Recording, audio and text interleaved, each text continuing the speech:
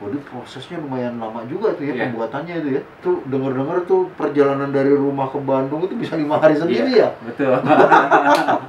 Bisa begitu kan? Karena Jadi untuk sebelum saya menjual tuh kita harus mengetahui juga sih karakter umpan bagaimana dan bagaimana ikan meresponnya gitu. Jadi semua kolam saya cobain dulu.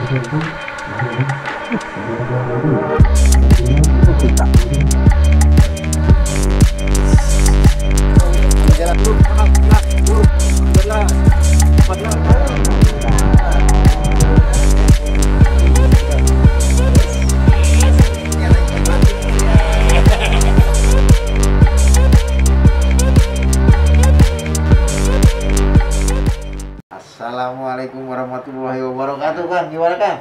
Alhamdulillah baik Om. Iya nih, kalau kita cerita-cerita masalah produk Esen nih, Esen itu kan sebagai penarik ikan supaya bisa menemukan umpan ya di Betul. dasaran itu tuh. Jadi umpannya bagus, Esennya bagus, akan disikat sama ikan. Nah, prosesnya ini, Kang, apa namanya?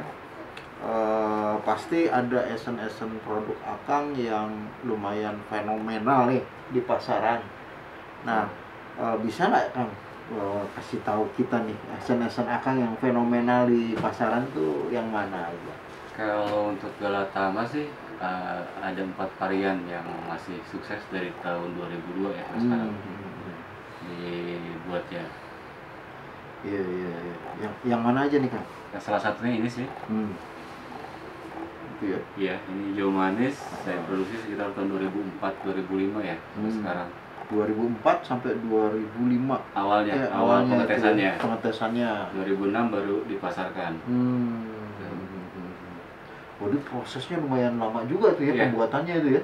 Karena kita sebelum dijual kita uji coba dulu. Batas OD-nya berapa, kondisi airnya begini, takarannya berapa, kita harus mengetahui dosis pemakaiannya. Dosis pemakaiannya. Betul. Ini daerah mana aja nih yang cocok? Ini kalau untuk Galatama, Denpasar, dulu Cokro, saya pernah eksekutif masuk juara 2 eksekutif tahun 2012 dulu Cokro Bali ya. Cokro Bali ya. Betul. Sekarang sih di Tunjung kemarin teman bagus. Nah, di sana sih ada reseller juga di Bali. Di Bali ya. Iya betul. Itu yang di Tunjung tuh masih di Bali juga tuh. Masih di Bali. Di daerah lain? Di Bandung uji coba sih dulu awal uji cobanya dari Jakarta sampai ke Bandung sampai 4-5 hari karena setiap kolam saya uji coba. Itu denger-denger tuh perjalanan dari rumah ke Bandung itu bisa 5 hari sendiri ya? Betul. Bisa begitu kan? Karena Jadi untuk sebelum saya menjual tuh kita harus mengetahui juga sih karakter umpan bagaimana dan bagaimana ikan meresponnya gitu. Jadi semua kolam saya cobain dulu sebelum saya jual. Iya. Dan selain ini apa lagi di kami yang termasuk Banyak sih. fenomenal? Kalau ini KL sama juga sih, bisa untuk patin, untuk ikan mas, bawal sih, kalau lele belum. Betul. Bawal itu ya. Bawal. Ini daerah mana aja yang cocok ini? Jogja Jogja masuk nih. masuk. Karena Bali? di sana ada Bali masuk juga, Bali kan masuk di sana juga. ada resellernya. Terus di apa Malang atau di Malang ada. tempat lain? Ada semua. Bandung? Jawa Timur, Bandung apalagi kalau Bandung. Iya. Nah, jadi ini bawal nih oke nih ya kalau pakai ini ya. Insya Allah. Terus perpaduan umpannya apa aja tuh Bang? Kalau untuk ikan mas kita Galatama ya, khusus Galatama kita ke ongol atau aci ya, kalau sudah bilang tuh, sama pelet. Sama pelet. Betul, pelet. atau buat suntikan roti. Kalau roti diperbolehkan di kolamnya. Oh. Ada sebagian kolam nggak boleh pakai roti. Roti itu khusus untuk bawal atau untuk patin itu? Untuk ikan mas. Oh, untuk ikan mas? Iya. Oke. Terus selain ini apa lagi nih kan? Masih banyak sih tentunya. Cuman kalau kita untuk ke lomba sih, yang sekarang ini sih 4 ini sih. Iya. Ada 4 ini ya? Iya, betul. 5 sih sebetulnya. 1, 2 PWK sama si Kroto saya belum botolin sih. Oh, ada lagi ya? Iya, karena kehabisan stok. Lumayan itu. Berarti total fenomenal ada berapa tuh jumlahnya? Untuk Galatama saya sih udah bikin sekitar 30-40 varian ya. Kalau untuk lomba sih ada 10. Ada 10 varian. 10 varian. Iya. Dari sekian banyak ini Kang, yang paling laku itu yang mana itu? Yang paling laku? Kalau untuk lomba ada 4 varian sih yang sekarang stabil di penjualan sih ada 4. PWK, si Kroto, Antrakmo sama Kresek. Dan BMH 5. BMH juga ya.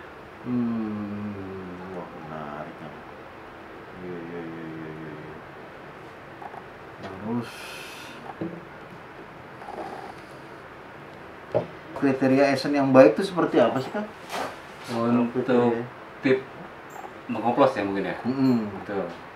Satu yang harus dicermati sih untuk mengoplos, untuk yang belajar ataupun yang ini sih, satu bahan harus tersedia. Dengan merek tersebut gitu.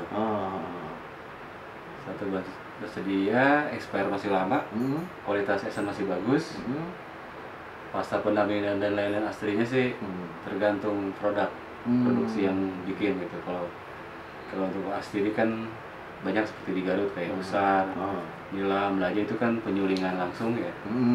Ya, distilasi sendiri lah itu. Iya. Nah ini Kang, untuk bedain antara esen yang baik sama yang nggak baik itu seperti apa tuh? Kalau dari bahan? Dari bahan malah ya? Bahannya ya mungkin. Kalau bahan masih baru sih, expire masih lama sih masih dengan indera penciuman kita udah tahu untuk esen tersebut masih bagus atau enggak. Kalau lama-kelamaan kan pasti pudar. Ada juga salah satu ngetesnya, saya biasanya pakai tisu. Kita tisu, digoyang-goyang. Berapa lama dia bertahan di udara itu ya? Udara itu betul. Oh, gitu caranya. Iya.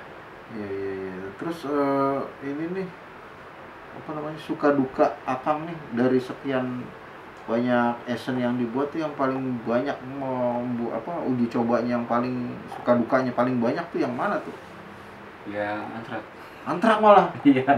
Bisa diceritain tuh gimana? Karena sebetulnya antrak itu ada 6 varian asli yang di dalamnya. Fungsi asli sendiri untuk memanggil lebih cepat ikan datang untuk umpan gitu. Iya.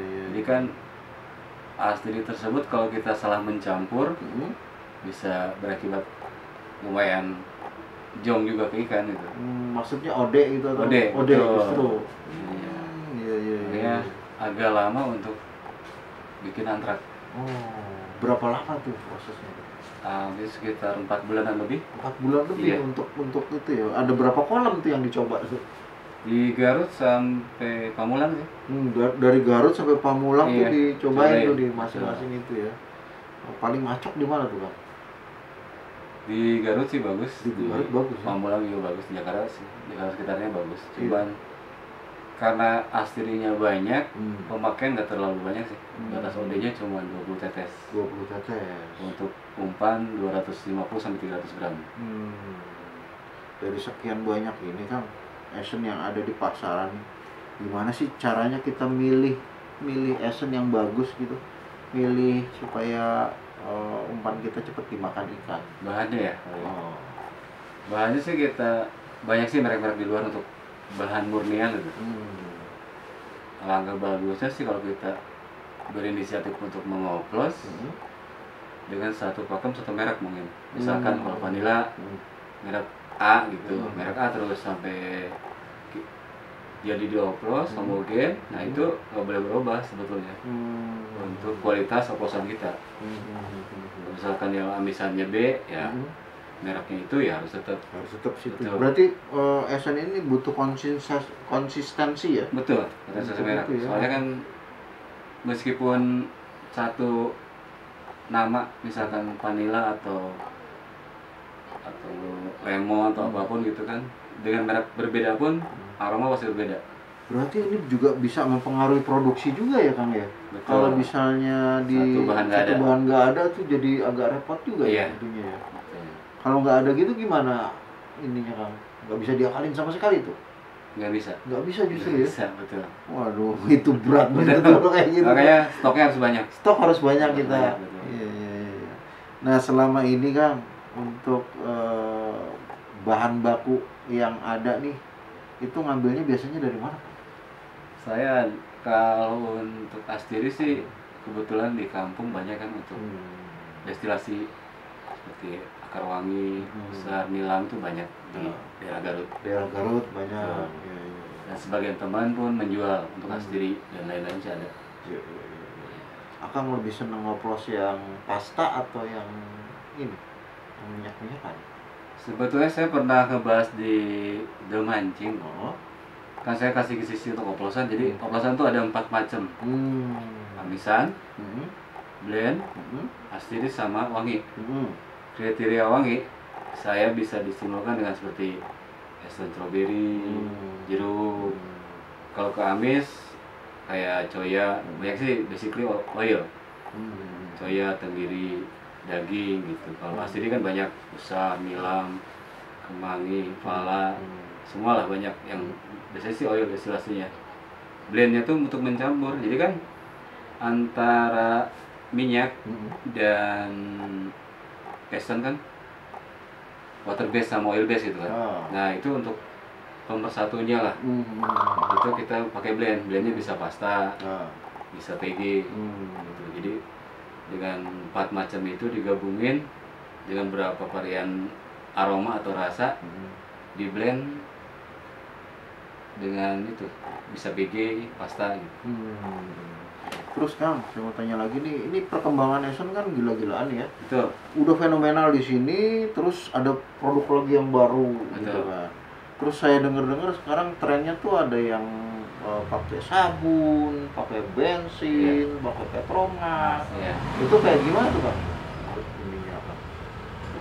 Mungkin karena ikan tuh pasti akan memakan yang baru-baru mungkin itu kan aroma baru gitu. Tapi sampai saat ini sih saya uji coba untuk seperti itu sih belum maksimal dengan jangka waktu yang lama gitu. Belum maksimal ya dalam jangka waktu yang lama. Maksudnya tuh akan timbul varian-varian baru. Betul. Gitu. Dan ada kemungkinan nggak yang fenomenal tadi esen-esen yang udah kencang ada ya? Di pasaran udah cakep nih pasarannya akan ketimpa dengan produk yang lain gitu. Bisa juga kayak gitu.